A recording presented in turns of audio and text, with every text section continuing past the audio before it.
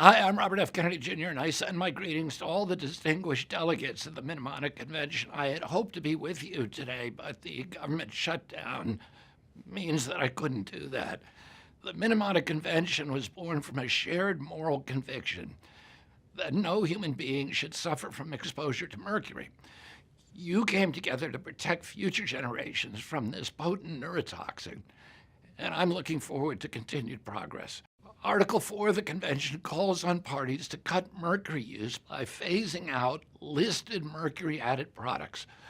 But in 2010, as the treaty took shape, negotiators made a major exception. Thimerosal-containing vaccines were carved out of the regulation. The same treaty that began to phase out mercury in lamps and cosmetics chose to leave it in products injected into babies, pregnant women, and the most vulnerable among us. We have to ask why. Why do we hold a double standard for mercury? Why do we call it dangerous in batteries, in over-the-counter medications and makeup, but acceptable in vaccines and dental fillings? Thimerosal is a mercury-based preservative that has never undergone proper safety testing in humans. Hundreds of peer-reviewed studies identify it as a potent neurotoxin, a mutagen, a carcinogen, and an endocrine disruptor.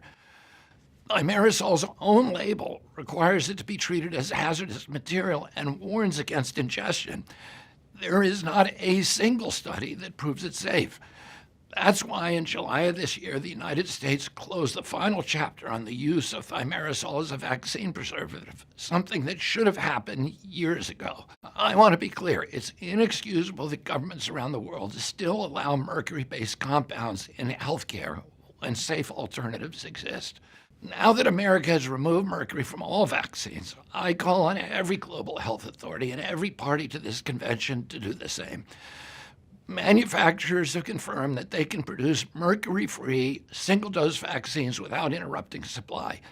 There is no excuse for inaction or holding stubbornly to the status quo. Let's honor and protect humanity and our children and creation from mercury, and let's act in the true spirit of the Mnemonic Convention, for the integrity of this historic treaty, and to ensure that no child anywhere in the world is ever exposed to this deadly neurotoxin again. Thank you. The story of Kennedy and Trump has changed the course of history forever.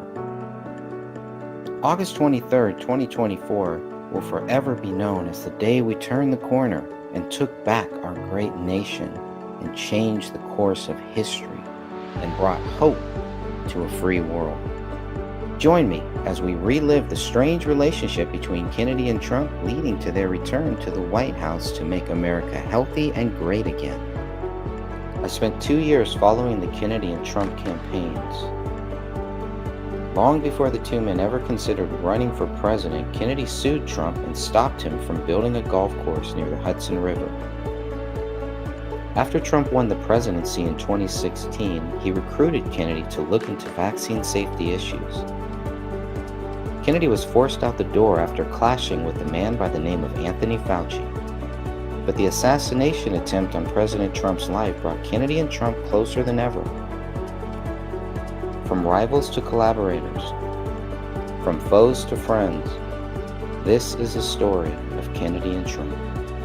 You can download the book for free right now by going to kennedy&trump.com. That's kennedy&trump.com. My name is Greg Fernandez Jr. God bless you all.